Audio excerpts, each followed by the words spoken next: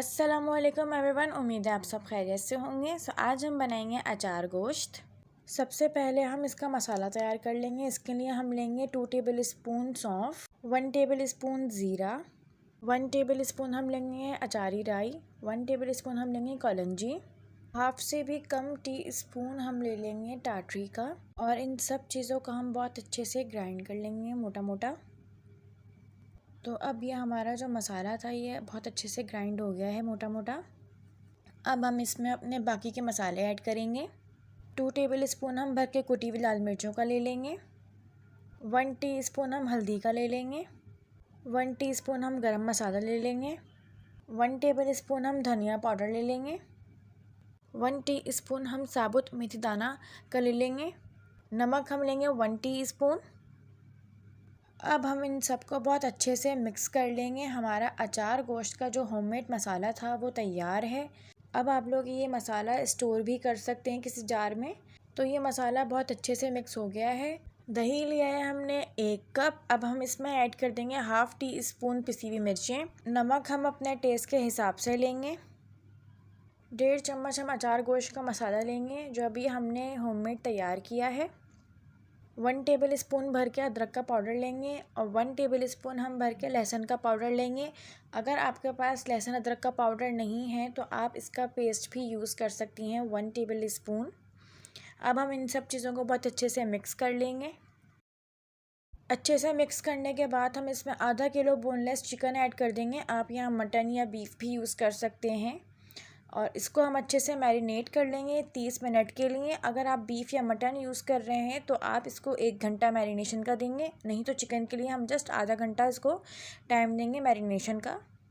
तो चिकन यहाँ बहुत अच्छे से मिक्स हो गया है। अब हम इसको रख देंगे आधे घंटे के लिए। अब हमने लिए हैं 4 से 5 हरी मिर्ची, जिनके हमने बीच में से बीज निकाल के ऐसे कट लगा लिए हैं।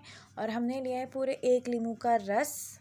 अब हम इस नींबू के रस में 1 टेबल स्पून अचार गोश्त का मसाला ऐड करेंगे और इसको अच्छे से हम मिक्स कर लेंगे नींबू के साथ। तो इसको अच्छे से मिक्स करने के बाद हमने जो ये हरी मिर्चों के बीच में कट लगाया था बीज निकाल के, ये सारा स्टफ़ हम इन हरी मिर्चों के अंदर भर देंगे। तो हमने पाँचों की पाँचों हरी मिर्चों के अंदर हमने ये नींबू के साथ सारा मसाला भर दिया है।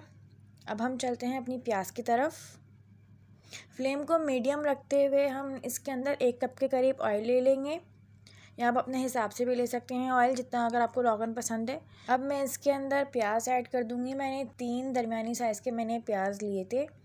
अब इसको हम पिंक फ्राई करेंगे, गोल्डन ब्राउन नहीं, इसको हम पिंक फ्राई करेंगे मीडियम फ्लेम पे ही।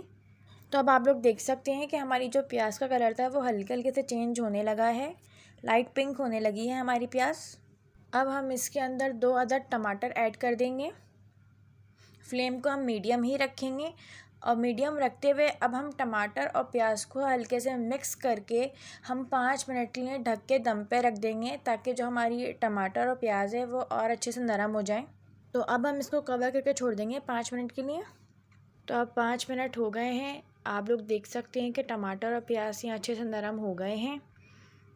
अब हम इसके अंदर चिकन ऐड कर देंगे जो हमने मैरिनेशन के लिए रखी हुई थी। उसको भी 30 मिनट हो गए हैं। तो 30 मिनट के बाद हम ये सारा चिकन इसके अंदर ऐड कर देंगे और इसको हम हाई फ्लेम पे अच्छे से भून लेंगे। हमें हाई फ्लेम पे इस चिकन को इतना भुनना है कि जो दही का पानी है वो अच्छे से खुश्क हो जाए। तो अगर आप इस चैनल पर न्यू हैं, चैनल को सब्सक्राइब करें और बेल आइकन को प्रेस करें ताकि हमारी न्यू आने वाली वीडियोज़ को नोटिफिकेशन आपको मिल जाए। तो हमारी जो चिकन थी वो यहाँ अच्छे से भुन गई है। अब हम इसके अंदर 1/4 कप पानी ऐड कर देंगे और साथ ही हम इसके हरी मिर्चें भी रख देंगे सारी। और इसको हम हरी मिर्चें रखने के बाद 10 से 15 मिनट लिए ढक के दम पे रख देंगे, ताकि इसका पानी जो भी हमने ऐड किया वो भी खुश्क हो जाए और हरी मिर्चों की खुशबू भी आ जाए सालन में।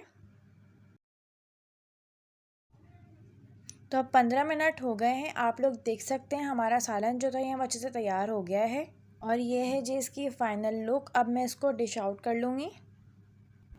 अगर आपको वीडियो अच्छी लगी तो लाइक करें, कमेंट करें एंड शेयर करें अपने फ्रेंड्स में, और चैनल को सब्सक्राइब करना मत भूलिएगा। मज़ीद ऐसी रेसिपीज़ के लिए हमारा चैनल डिलीशियस मील सब्सक्राइब करें। शुक्रिया।